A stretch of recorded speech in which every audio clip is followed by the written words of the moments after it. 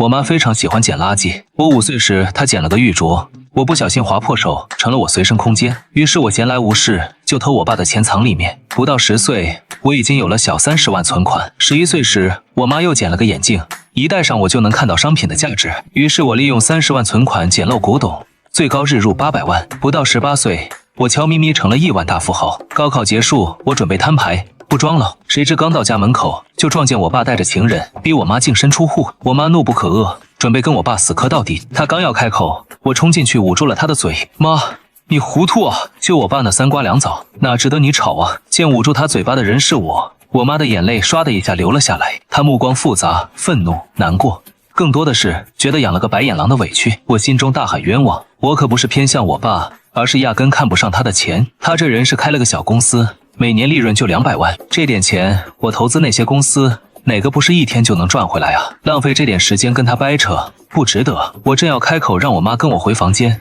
给他亮一亮我卡里过亿的存款，我爸刷存在感，先一步开口了。王秀英，你看看你这个女人多失败，年纪轻轻不会打扮，比同龄人老这么多，就连你悉心照顾的儿子都向着我，你这样的人有什么活在世上的必要？不如嘎了算了。他挺起了像是怀胎10个月的肚子，嘴角上扬，眼神轻蔑，这欠打的样子让我气血翻涌。我正要开口，他不屑的眼神又落到了我身上。虽然你这个臭小子替我说了话，但你别想跟着我也不可能负责你大学学费。我的钱以后都是留给倩倩肚子里的儿子，所以你别妄想讨好我，我不稀罕。他刚说完，我就看到了他头上的绿光。没错，上个星期我妈捡了个不知名的佐料，加到了汤里面。我喝完就能看到每个人头顶的颜色，紫色代表这人最近运气不错，要发财；红色代表他最近有血光之灾，倒大霉；粉色代表他正缘到了，恋爱来了；至于绿色则代表他戴绿帽，被出轨了。我妈这人受传统女性规训，前些年我爸生意失败，欠了1000万，她都舍不得离婚，自此染上了一边打工帮他还债，一边捡垃圾的恶习，这都舍不得另找男人，怎么会给我爸戴绿帽呢？我的视线停留在我爸黏糊糊喊着叫倩倩的女人身上，胸大腰细，确实是妖艳贱货。平心而论，比我妈好看，有女人味，更招男人喜欢。看来出轨我爸的就是他。我又看向他的肚子，密码的一团大红色，血光之灾，孩子怕是保不住。察觉到我的视线，倩倩浑身发抖，跟吸食捧心一样，虚弱的倒在我爸的怀里，嗲声嗲气道：哥哥，人家害怕，你儿子的眼光好可怕，好像要嘎了我，他是不是想对我肚子里的孩子下手啊？你说过要当我的大英雄，一定要保护人家了。我爸感受到他的信任，立即挺了挺肚子，像个盖世英雄一样挡在他面前，转而更加愤怒地瞪着我。王林，收起你的眼神！要是被我发现你对倩倩下手，别怪我不顾父子之情，吾折鲁之脚！我妈这人最护短，也最爱我。一听我爸威胁我，她冲进厨房，抄起菜刀，一脸狰狞，大喊着要砍死他们。我爸脸色一变，护着倩倩迅速推到门口，看着他这副英雄的模样，我心冷了。从前他欠债的债主上门，我爸只会跟个缩头乌龟一样躲在床底，每次都是我妈拿着拼命的劲儿豁出去，那些人才不敢进家里。有一次，有个债主见色起意，对我妈霸王硬上弓，我爸捂着耳朵装听不见，我催他出去，他却鄙夷地瞪着我：你个小鬼懂什么？少给我嚷嚷！要是把那些人引过来了，老子弄死你！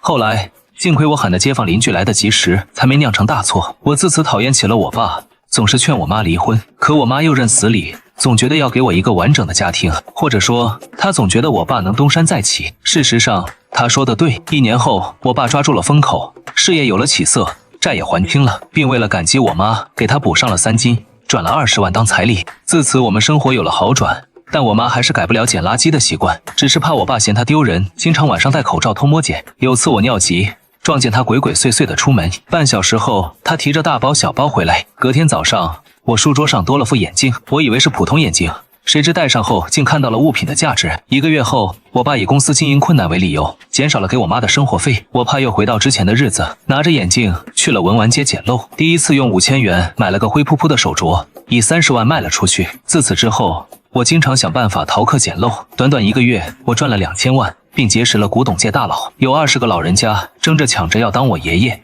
至于要当我爸的，那就更多了。我也曾隐晦的想介绍给我妈，奈何她没这出墙的心思，我只能作罢。我也曾跟她透露过我能赚钱的事儿，但我妈总说我是神好小说看多了，脑子傻了。我想让她看看我空间里的钱，谁知我妈沉迷捡垃圾，半点时间不分给我，外加这家里也不缺钱，最后我也就偶尔丢点钱和奢侈品到我妈必经的垃圾桶外，就此作罢。这秘密阴差阳错的憋到了高考结束，正当我打算摊牌时，我爸出轨了，他真是命里无财，穷命一条啊！门被砰的一声关上，我妈崩溃大哭，我心疼不已，点开银行卡账号，并关闭了隐藏数字按键，准备向她展现人人羡慕的10位数存款。我妈此时已经捶地大叫，显然是崩溃至极了。我一个家庭主妇怎么挣得过？要是真的净身出户，不能在这住了，我该怎么活？我戳了戳我妈因为捡垃圾而练就的结实的肱二头肌，想吸引她看我的存款，谁知就听到了她紧接而来的下一句话：离开了这儿，我再也捡不了垃圾了。什么垃圾桶能经常捡钱，成堆捡？她越说越伤心，紧紧抱住了我。连 LV、华伦天奴、苹果17 Pro Max 都能捡，什么垃圾桶物品全崭新。我的动作僵在原地，嘴角不停抽搐，我不敢置信抓住了母亲的手，颤抖着问：妈，你别告诉我，这么多年你不离婚，是因为舍不得这儿的垃圾桶？我妈停止了哭嚎，鄙视地扫了我一眼。你那看不起人的眼神是什么意思？你妈我靠捡垃圾，以你名义买了2套别墅，这是你结婚的底气。她从裤子最里侧掏出了亮瞎人眼的爱马仕橙色的苹果17 Pro Max， 飞快解锁，点开银行卡账户，举起手机停在了我鼻尖。你个臭小子，看看，捡垃圾捡出2000万存款，比你爸公司赚得多。这地方是风水宝地，我绝不便宜别人。这房子离婚也必须拿下，这些垃圾桶非我的不可。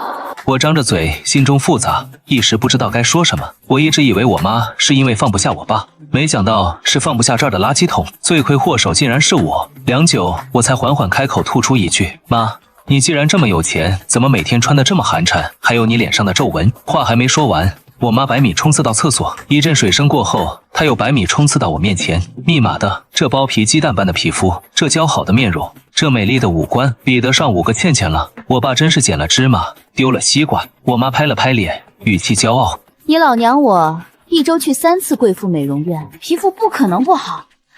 不过我怕你爸发现，只能装穷。他又提溜着我的领子，拽到了破破烂烂的杂物间，然后当着我的面摁下了一个不起眼的开关，紧接着挂着破烂衣服的衣柜传来一声巨响，柜门里侧倏然出现一个电梯，母亲拽着我走了进去，摁下了负1楼。电梯门刚打开，无数道亮光直接闪瞎了我的狗眼，用手挡了好半天才缓过神来。我被眼前的一切震惊了。巨大的衣帽间向我展开，珠宝区、爱马仕包区、名表区，看得我眼花缭乱。我差点以为自己来到了奢侈品商场。好家伙，我妈竟然是超级富婆，搞半天我爸才是最蠢的、最穷的。小林啊，这是要妈花大价钱打造的储物间，以后这些东西可都是留给你的。我轻咳了一声，整理了下衣服，准备坦白自己的身份。正要开口，我妈捏住了我的上下嘴唇。小林啊，这下看到妈的实力了吧？这些都是捡垃圾捡来的，绝不能拱手相让。你别想劝我什么都不要，妈这就找律师，不论花多少钱，我们都得住这儿。我呜呜地挣扎着，示意她松手让我说话，可我妈已经拿起手机，转身跟律师沟通去了。望着她据理力争的背影，我心情更复杂了。这下我真不知道要不要说垃圾桶的事儿了。要是戳破了，我妈离婚后这唯一的乐趣可就没了。要是不说，那我这有钱人的秘密岂不是又得被憋好久？思来想去，还是决定灭了我妈这唯一的乐趣，让她以后来我公司上班。50岁正是闯的年纪，可等我上楼，哪里还有她的身影？手机弹来新的消息，我妈已经出发去律所。小林，妈有你爸乱搞的证据，放心，这暴富的地方妈必保下。你天生愚笨，最多读个专科，毕业只能去玩说唱。等妈拿到房，你晚上跟我捡垃圾，攒钱传代，做成有名望族。他慷慨激昂地说完，又给我甩了10几个链接。妈忙律师谈话，你买一下寄家里。说完，又给我转了1万块钱，叮嘱道：别不舍得花，这钱白捡来的，不花白不花。好一个白捡来的！这些年我就认真偷我爸钱包的钱，认真逃课捡漏，认真结交关系，辛苦赚钱，还要花时间把钱和奢侈品给我妈放进垃圾桶，怕别人捡走，我每晚还要盯着他捡了才回去休息，结果竟然是搬起石头砸自己的脚。我咬牙切齿，还是默默收下了本就是属于自己的1万块。我妈颇感欣慰，又发了个捡垃圾攻略，比如哪个垃圾桶一看就有贵重的东西，哪个垃圾桶报电子产品，哪个报爱马仕包。我再次咬牙切齿地接收了文件，然后找关系打给了我爸公司的甲方。听着我的报价，甲方毫不犹豫中断了跟我爸公司的合作，说到底这些破事都是他弄出来的，他得为此付出责任。挂断电话，我心情好了许多。第二天，我特意去我爸的公司看热闹去了。会议室里得知甲方毁约，我爸暴跳如雷。陈总，你逗我吗？马上就要补货了，这个时候毁约，你知道添多少麻烦吗？倩倩摸着肚子摆出了老板娘的架势。是啊，毁约要赔200万。陈总不耐烦地打断了他们。行了，不就是钱吗？我赔就是了。他付了钱，潇洒离去。我爸在办公室疯狂摔东西。查，给我查，是哪家接火？看到了他应得的报应，我满意的准备离去，我爸却怒气冲冲喊住了我。回去告诉你妈，那房子她别想拿到手，我1分钱都不会给她。我不想再装，冷了脸。这话我可不会帮你带，并且我劝你乖乖把房子给我妈，要不然……我爸被我嚣张的模样气到，一巴掌拍在桌子上。要不然想怎么样？我可是你老子，难道你还要对你老子不敬？倩倩在一旁火上浇油。是啊，小林，他还是你爸，你可不能做不孝子，要分辨是非。你也成年了，还不快点道歉？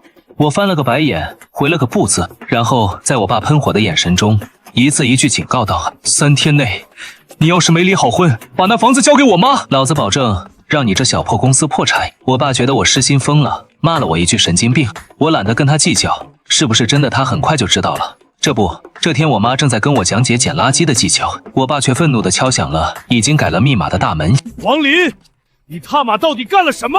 为什么我所有合作商都毁约了？我点开了电子锁，和他隔着门通话，叽里咕噜地说什么呢？你就说我之前提的条件，你答不答应吧？我爸的脸因为憋屈瞬间变成了猪肝色。自打他有钱以后，很少会有人像我这样不给他面子。空气一瞬间安静。就在我以为谈崩，决定再推波助澜时，我爸咬牙切齿的声音传了过来：行，这房子留给你们，现在就签离婚协议。我让我妈准备好离婚协议，我去开门，谁知刚拉开一条缝，我爸猛地用力，巴掌差点甩我脸上。见我完美躲开，他怒不可遏，抡起门口的棒球棍，打算2次动手。我双手抱胸站在原地，警告他：爸，我看在我们血缘上，没立即弄垮你公司。你要是敢动我，我保证你从此在这个行业混不下去。我说这话时无比冷漠，周身气势比一些豪门当家人还要惊人，完全不像18岁该有的天真模样。棍子在他手里抬起放下好几次，最终还是被他丢在了地上。他目光复杂，又问了一遍：王林，你到底是谁？为什么他们都听你的？现在肯定不能告诉他，要是他知道我那么有钱，离婚反悔了怎么办？我敷衍道：1个月后你就知道了。那时拍卖行会有一场盛大的拍卖会，有点身份的人都会参加，刚好我可以带着我妈露面打脸，顺便给自己找个好爸。我爸却误以为我背后的人是我妈给我找的后爸，得离婚后才能出现。好你个王秀华，早就红杏出墙了，让野男人来对付我。不过我不计较，不就一套房子，我让给你。他用最快的速度签完字后，怒气冲冲地离开了。我本意也没想把他逼死，毕竟我那发财的第1桶金还是从他那儿来的，有因果关系。所以拿到离婚协议后，我就打电话让特助放我爸公司一马，顺便让他帮我安排好为期1个月的毕业旅行。谁知话还没说完，我妈就闯了进来，拍的垃圾袋沙沙作响，兴致勃勃道：小林，走，跟妈捡垃圾去。我面露苦涩，声音却笃定：妈，你要不要跟我打个赌？我赌今晚捡不到什么好垃圾，要是我赌赢了，你就答应我一个要求。我妈双手抱胸，同样信心满满。要是你赌输了呢？那我暑假就不出去玩了，跟着你学捡垃圾。我妈跟中了500万似的，兴奋捂住了嘴巴。这个好，我事业后继有人了，还等什么？现在就出发。她干劲满满的走在前面，我嘴角也轻轻勾起。我今晚特意没让人往垃圾桶里放奢侈品和钱，我就不信她还能捡到好东西。下一刻我傻眼了，我妈灵活地蹦到第1个垃圾桶，右手往里面一掏，一把亮晶晶一看就价值不菲的祖母绿玉佩，还有个昏迷的美到掉渣的但浑身是伤的女人。我妈啧啧2声，一把将她从垃圾箱里扯了出来，然后塞到我怀里。小林子，你年纪大了，该谈恋爱了，这事儿就交给你吧。我缓了好半天，才认命的让特助找了个好医院对接。刚将女人送到急救室，手机就弹出了一条新闻：港城首富小千金于佑薇遭人绑架，重金求女。我右眼跳了下，颤抖着点开了独子的照片，很好，跟我妈从垃圾桶捡的女人一模一样。我赶紧将新闻转发给我妈。妈呀，你以后别捡垃圾了，有大麻烦了。从港城到上京这么远的距离啊，他怎么过来的？说是我妈从垃圾桶捡的，他们信吗？我妈无比淡定，没事，都是小事。挑战意味着机遇，好女人不在市面流通，得先下手为强。这女人面相好，跟你是正缘，好好相处。我还想说什么，我妈甩出了一张去三亚的机票。我去旅游，这事你解决，1个月后见。等我再发消息，发现我妈把我拉黑跑路了，真不愧是我亲妈，遇到麻烦就丢给我。我抓耳挠腮，最后还是决定等她醒了，给一笔钱让她自己回家，我就别瞎掺和了他们家族之间的争斗了。可等她真醒了，我听着医生的话懵了。你是说她头部受到撞击失忆了？医生重重的点头，我脸色更差了。那她什么时候能恢复？医生摇头表示不知道时间。我趴得瘫坐在凳子上，这下全完了。床上的罪魁祸首还在对我眨巴着眼睛，亲昵抓着我的手。哥哥，我肚子饿了。我看着这个比我大4岁的女人撒娇，起了一身鸡皮疙瘩。我的亲妈呀，这垃圾可不能再随便捡了。我让助理去买饭后，我迅速联系了新闻提供的电话，加了联系方式，拍了于佑薇的照片后，对面的消息秒回：您等着，我们老爷坐直升飞机赶过来。我一边让他们做好保密工作，一边花重金雇佣了安保。无论如何，在于老先生来之前，于佑薇必须安全活着。好在没有意外，看到了活生生的女儿。头发全白的于老激动地握住了我的手。谢谢你救了我女儿，救命之恩随便提。我连忙摆手，不用，人没事就好，我什么都不缺。说完我就想开溜，这烫手山芋我是半点都不想再沾。谁知一双大手抓住了我的胳膊，委屈巴巴的声音再次响起：哥哥，你不要我了吗？我不是你最爱的人了，是不是？你不是答应会和我在一起一辈子的吗？话落，无数道探究的视线全落在我身上，怕他们误会我是携恩图报，我连忙开口解释：不，你们别误会，我是因为他失忆太粘人，随便说的，你们可别当真啊！尤其是怕于崇明于老爷子误会，我又加重语气，一字一句道：我发誓，我对您女儿毫无妄念，绝对没有进豪门的想法，更何况我本就是豪门，有钱的很，没必要攀高枝。说完我就打算开溜，谁知于佑薇哭唧唧地抓住我的手，两眼一闭，直接晕死过去。1.6米的小团子啪叽倒地上，吓我一大跳。医生来后叮嘱道：王先生，病人没安全感，很依赖你，他受不了刺激，建议你多陪下你妹妹。我正要反驳她不是我妹妹，一把年纪的于老突然弯腰90度鞠躬：在我女儿康复前，拜托你多陪陪她。望着他头顶那闪瞎人眼的金色，拒绝的话再也说不出口。这人财运亨通，至少能活到800岁。垃圾本是无敌路，多个人缘多条路。好，我答应了，只是密码的，没人告诉我这失忆了的于佑薇这么粘人啊！只要我人一不在他的视线里，就疯狂发消息。哥哥你在干嘛？我吃了5个橘子，医生说我腿好了，可以出院了。哥哥快点来接我。看着109条未读消息，我叹了口气，看来1个星期后的拍卖会必须得带上他了。拍卖会恰好和我妈拿离婚证是同一天，上午陪我妈拿离婚证，我爸放着狠话，说自此我们断绝关系，再也不见。下午我们又在拍卖会门口撞到了，看着卸了伪装、年轻漂亮了不止10个度的我妈，我爸以为我妈是故意来耀武扬威的，对着安保命令道：来人啊！快把这些没被邀请的闲杂人等丢出去！这动静闹得有点大，围观的人指着我窃窃私语：谁这么大胆，敢到福生楼拍卖会？谁不知福生楼7年前有神秘大佬撑腰，总出名贵古董，靠大佬关系蒸蒸日上。这下热闹了，碰上来砸场子的了。我实在受不了他们围观看猴子的眼神，亮出了手里的黑卡。一瞬间全场寂静，要冲过来的保安也定在原地。他们都认出来了，这是 VVIP 才能享受的待遇。这样的卡，福生楼目前为止只给出了10张。他们看我们的眼神从鄙夷变成了恭敬，甚至有些找人打听我们是什么身份，想和我们结交。只有我爸还理不清情况，指着我们大喊：你们聋了？还愣着做什么？还不赶紧把他们抓起来，别影响安全！他刚说完，就有人骂了他句土包子。我爸气不过，揪着他的领子问他凭啥说他。那人讥讽出声：福生楼顶级黑卡，老板见了都要弯腰，你认不出还敢赶人，你不土吗？他刚说完，我爸不敢置信的目光就落在我们身上，他跟触电一样松开了手。怎么可能？拿黑卡的是我儿子，他刚高考完，不可能是贵客。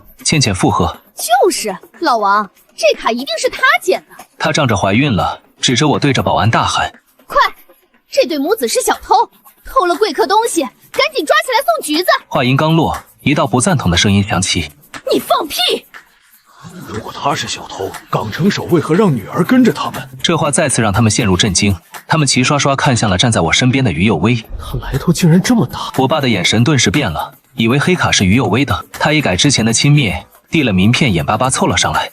于小姐，犬子年轻照顾不周，卡交我保管。边说他边笑着就要抢我手里的黑卡，我往后退了一步，躲过他的手，似笑非笑看着他。谁说这黑卡是于有威的？我爸脸上的笑意凝固，以为我在拿他开玩笑。就在他又要摆出长辈的架子之前，我拉着我妈和于有威进了1号包厢。他想要追进来，被保镖拦在了门外。先生，1号包厢贵客专属，您层级不够，请勿硬闯，否则请离开浮生楼。我爸涨红了脸，想说什么，被倩倩劝走了。哥哥，我们先找地方坐吧。来这儿是买玉佛，保佑您儿子平安的，不要耽误了正事。玉佛，我摩挲着下巴，真是巧了，我也喜欢。今天他们注定什么都买不到了。慈善拍卖会开始，第一件就是玉佛。由于成色一般，体积不够大，绝大多数的人都看不上。后面可有更好的拍品呢。我爸见举牌的只有寥寥几个，且他是里面最有钱的，以为自己稳了。最后一次举牌，他直接在他们给出的100万基础上，一次性加了150万。这价格一出，其他人都没再跟。听着拍卖师第2次过长的尾音，150万2次，他整个人已经舒缓靠在椅背上，等着成交那一锤。可就在最后一锤敲下时，全场大屏瞬间刷新，拍卖师声调骤然拔高，1号包厢出价300万，还有更高的吗？我爸脸色顿时跟吃了屎一样憋屈，150万已经是他能拿得出来的极限了。倩倩急了，隐晦拽着他的衣角：你儿子傍富婆，存心跟我宝宝过不去，我不管，我梦到儿子想要，一定要拿下。这话给了他灵感，他安抚道：别急，待会儿我去找他要，我是他老子，他不会不给的。话落间，拍卖师第3次敲下锤子，喊出了成交。听到要花300万，我妈一脸肉痛，掏了张银行卡。你个臭小子，张口就300万，这钱我要捡多少垃圾才能赚回来？算了，我的钱以后还不是给你的，拿去花吧。我被他的表情逗笑，将卡推回去，并亮出了我手机的存款。妈，你太小瞧你儿子了，数数看有几个零。他一把抢过手机，真将存款的零来来回回数了5次。第6次时，整个人都在颤抖，看我跟看鬼似的。啊娘啊，你哪来这么多钱？不会抢来的了吧？还是你救的小姑娘家里给的？于家确实给了，但被我婉拒了。这么大的人情，怎么能用钱买断呢？那我岂不是亏大了？我龇牙一笑。您猜您儿子为什么能进1号包厢？作为藏拙多年的同道中人，我妈瞬间明白了我的意思，扑过来抱住了我。不愧是我儿子，但他很快就愠怒了，用力捏了捏我的脸。原以为是笨蛋，连你妈都骗，得补偿我。我缺一对耳环，今天必须给我拿下。得到我首肯，他毫不客气拍下了1000万的祖母绿耳坠。1000万一出，倩倩坐不住了，激动的尖叫：王大军，你疯了！离婚给他们多少钱？我爸还没来得及回答，我又花5000万拍了个战国白玉龙纹9阶合璧，6000万拍了个大清镇库奇祥重宝。短短20分钟，我花出了1个亿。这下不仅我爸震惊了，其他人也傻眼了。就他们而言，都做不到这么快拿出1亿的流动资金，更何况只是首付的千金，还尚未掌权的于有威。那么这笔钱只可能另有其人。他们心思不在拍卖，开始去查我的身份了。这一查更不得了了。天哪！硕安集团实际控股人换成王林了，他还有济安传业40%的股份，快看声明！他被顶层老家伙们一起认领为干儿子了。天啊，他才刚高考完啊，这孩子怎么这么强？真想是我的孩子啊！他们边说边嫉妒地瞪着我爸，感受到他们投来的嫉妒的目光。我爸没有丝毫喜悦，只有错过了5000万大奖的悔恨。他怎么也没想到，我之前对他的那些威胁，是因为我本身就有着无可比拟的人脉，不是因为我妈找了别的男人撑腰。一直忍到拍卖会结束，他急匆匆冲到包厢门口，想要和我攀关系。但有的人比他动作更快，他们齐刷刷排队向我递名片，他根本挤不进去。等我出来，他想凑上来，又被人推开了。他猝不及防摔在地上，跌在我脚边，狼狈至极。我将他扶起，还贴心帮他拍了拍膝盖的灰。我爸大喜过望，以为我心里还有他这个父亲，就听见我又开口道：王大军，我观你面相，是众叛亲离，天生没小儿子的命。劝你好好查查你新欢肚子的孩子是不是你亲生的吧。他下意识想像以前一样骂我，就瞥见了倩倩心虚的眼神，闭上了嘴巴。如果我说的是真的，那岂不是给野男人养孩子了？验一验又不是什么坏事。他抓着倩倩，着急忙慌去做羊水鉴定。望着他的背影，我勾了勾唇，也不知道他看到鉴定报告那一刻是什么表情。刚想着，我妈压低声音凑到了我耳边：“小林，你忙你的，妈跟上去看好戏哈，待会儿拍视频给你乐一乐。”不等我回应，他鬼鬼祟祟跟了上去。我刚要叮嘱他注意安全，一直沉默的于幼薇突然开口了：“需要我帮你去看看吗？”听着不同于他平常的撒娇语气，我连忙转头，刚好对视上一双深不见底的琥珀色双眼，我有些激动：“你是不是恢复记忆了？”他点头，眼里隐隐带上了笑意：“是，这段时间辛苦你了，晚上一起吃个饭行吗？”我拒绝的话还没说出口，他就把餐厅地址发给了我。你们公司想进军章市，我能帮忙，边吃边聊。拒绝的话在舌尖滚了滚，被我一口吞了下去。人啊，跟什么都能过不去，就是不能跟钱。好啊，我会准时到的。于有为心满意足的离开去找我妈，我则留下跟需要结交的老板交流。今天如此高调花了1个亿，就是为了吸引他们生意人的注意，为之后我的出场做铺垫。现在这效果我可满意的很。敲定了些合作后，已经到晚上了。我急急忙忙喊了辆车赶到了餐厅。车上我收到了我妈发来的视频，画面里我爸和倩倩打成一团，我爸面色狰狞，拳拳对准她的肚子：“你个小贱人，老子为了你跟我老婆离婚，抛弃了有出息的儿子，你竟然给老子戴绿帽，还想让老子以后养着小孽种！”倩倩同样下了死手，揣着我爸的裆部：“你个老登，又老又臭，图钱才能跟你。放开他！你抛妻弃子，就是你的命！”我妈很开心，发来的消息一条接一条：“小林子，妈快乐死了，你爸被踹坏了，妈命好，养了你好儿子，还捡了好多钱。